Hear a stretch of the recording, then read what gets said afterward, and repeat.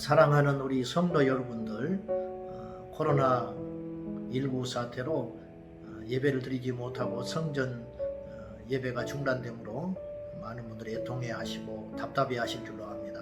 이 시점에 저희가 더욱더 주님께 집중하고 간절한 마음으로 하나님을 찾는 시간이 되기를 진심으로 바라면서 오늘도 이렇게 영상으로 여러분들과 함께 주제를 나눠보도록 하겠습니다. 오늘의 주제는 넘쳐나는 기독교 컨텐츠를 어떻게 우리가 잘 분별하고 유익한 것으로 활용을 할 것인가 하는 문제입니다.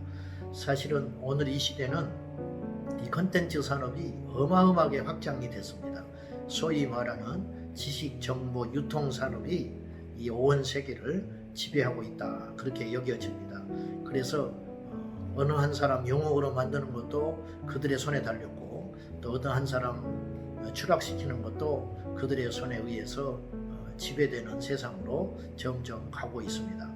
이거는 시대적인 대세인데, 그게 이제 아울러서 기독교 컨텐츠들도 어마어마한 속도로 많이 발전하고 있고, 또 셀 수도 없는 정보량들이 이 정보의 바다에 헤엄치고 있습니다. 이것들 우리가 잘 접하지 않으면 잘못되면 우리 신앙의 근간이 흔들리고 영혼의 독이 되는 무서운 현실이 우리 안에 있습니다. 제가 가끔 설교를 준비하는 입장이기 때문에 설교를 준비하느라고 이 자료를 찾기 위해서 이렇게 통계 자료나 예화를 찾기 위해서 인터넷 검색을 하다 보면은 거의 90%가 이단 사이트들이 올린 내용들을 접하게 됩니다. 이게 정말 무섭구나. 그리고 마음이 굉장히 슬픕니다. 어째서 이렇게 인터넷 영토 이것을 다 뺏겨버렸을까? 저도 그 책임이 있겠습니다만은 이런 거를 성도들이 이렇게 대하게 되면은 열에 하나, 백에 하나, 천에 하나 이거를 그럴듯해 보이니까 이게 빠져들게 생겼구나, 이런 두려운 마음도 듭니다. 아무쪼록 여러분들은 이 기독교 컨텐츠를 대함에 있어서 각별히 조심해야 됩니다. 옛날에는 책을 보지 않고, 옛날에는 누구를 만나지 않으면 이런 것들을 접하기가 참 어려웠습니다. 그러나 요새는 24시간 어디서든지, 세계 어디서든지 우리가 언어만 되면 이렇게 그런 컨텐츠를 대하고 그렇기 때문에 거의 해로운 것들이 굉장히 많습니다. 이런 것들을 잘 조심해서 다뤄야 되겠는데요. 제가 볼 때 몇 가지 분별할 수 있는 어떤 방법, 제 나름대로 3가지를 생각해 봤습니다. 그 첫째는 자극적이고 호기심을 유발하는 컨텐츠, 그런 주제들일수록 여러분들이 무분별하게 무방비로 받아들이지 마시고 누가 올렸는지, 또 이 사람의 배경은 어떤 배경이 있는지, 무슨 의도로 이러한 영상물들을 제작해서 올리고 있는지 조금 면밀히 잘 관찰해 볼 필요가 있습니다. 이를테면 SOS TV라든가 이게 안 시켜거든요. 근데 그런 거를 밝히질 않죠. 그래서 근데 이제 그들이 하나같이 내놓는 그 주제들이 호기심을 자극하는 것입니다. 11조는 꼭 해야 됩니까? 그리스도인들이 술, 담배는 어느 정도까지 해야 됩니까? 혹은 거짓 선지자를, 거짓 목회자를 구별하는 방법은 무엇입니까? 이런 것들이 실제적으로 우리에게 궁금한 내용들인데 교회 안에서는 다루기 사실은 쉽지 않은 주제들입니다. 목사가 거짓 목사에 대해서 설교하기가 쉽지 않잖아요. 또 술, 담배 하지 말아라. 또 주의를 지키고 있는 사람들한테 주의를 왜 지켜야 되는가? 이런 주제들을 설교단에서 말하기가 쉽지 않습니다.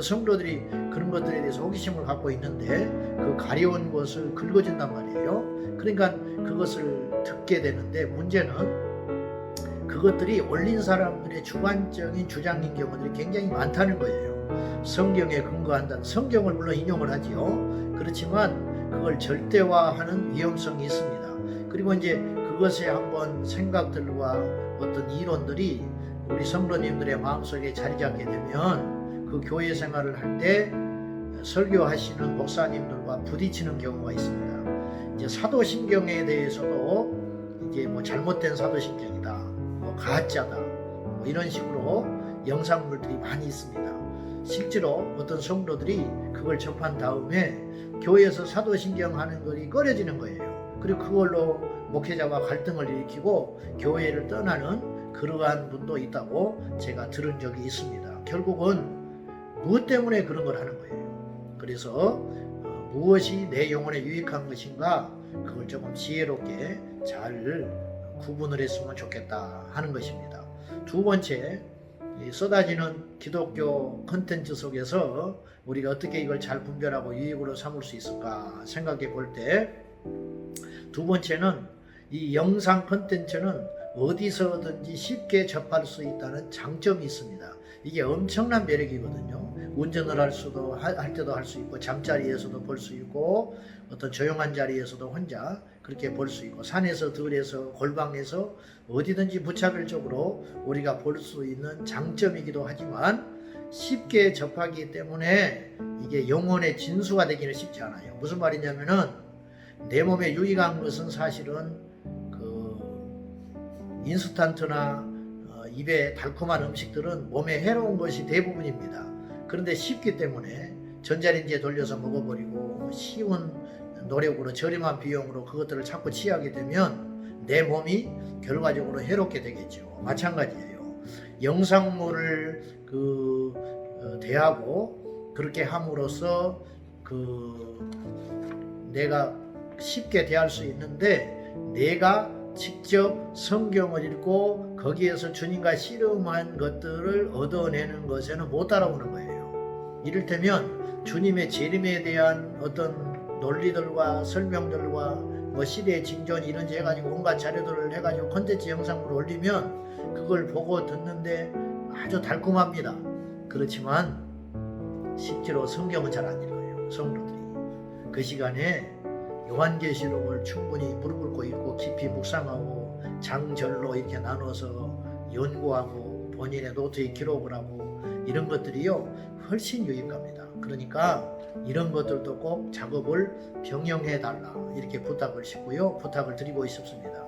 마지막으로 기독교 콘텐츠에서 이 구분을 잘 할 수 있는, 유익하게 쓸 수 있는 방법 중에 하나는 이걸 혼자 어떤 것들을 탐닉하고 빠져들지 마시고 여러분이 섬기시는 목사님과 충분히 상담을 하고 빈번하게 자주 의논을 하셔서 본인의 영적 상태에 대해서 점검을 계속 하셔야 됩니다. 저를 가장 잘 아는 분이 누굴까요? 내가 섬기는 교회 목사님이에요. 나의 상태를 가장 염려하고 가장 많이 눈물 뿌려 기도하는 분이 제 가족과 제가 섬기는 교회 목사님이고 신앙의 동지들입니다. 여러분, 수십 년 섬기는 교회 목사님의 말씀을 신뢰하지 않고 인터넷 어떤 영상물을 보고 그걸 절대화하여 예배 시간에 목사님의 설교를 판단하고 함부로 정죄한다는 거, 그리고 비교를 한다는 거, 이거 얼마나 이치에 맞지 않고 비극적인 일입니까? 그러므로 그렇게 하지 마시고 여러분들의 영적인 건강을 최종적으로 점검하고 가장 잘 살피실 수 있는 여러분의 목사님들과 이런 내용들을 내가 요새 보고 있는데, 목사님 참 유익했습니다. 혹은 이런 것들은 조금 궁금한데 목사님 좀 살펴주시면 좋겠습니다. 이렇게 목사님들과 여러분이 섬기시는 목사님들과 자주 소통하셔서 오해거리가 없게 할 뿐만 아니라 여러분의 영적인 유익에 방해가 되지 아니하고 영혼의 독소가 들어오는 것을 여러분의 목사님들이 잘 분별하고 막아줄 수 있을 테니까 이건 아닙니다, 여러분 듣지 마시고 이건 참 좋은 내용이네요, 저도 참고하겠습니다, 이렇게 함으로 서로 소통함으로 비밀스럽게 행치 않아서 여러분의 영혼이 크게 문제가 되고 실족하는 일이 없도록 참 조심해야 할 것입니다. 사랑하는 여러분, 우리가 지식의 이 홍수 속에 살고 있습니다. 그런데 이 기독교 콘텐츠도 모든 것이 다 순수하고 좋은 것이 아니고 그 중에 상당한 부분이 해악한 것이 참 많습니다. 절대로 절대화하지 마시고 하나님의 관점에서 성경적 관점으로 잘 분별하셔서 여러분의 유익이 될 수 있기를 주님의 이름으로 부탁합니다. 여러분, 이 코로나 사태를 지혜롭게 잘 극복하시고 다음에 우리가 성전에서 예배 드릴 적에 더 기쁨으로 감격 속에 하나님을 소리 높여 찬양하는 저와 여러분이 꼭 되시기를 주님의 이름으로 축원합니다. 예, 감사합니다.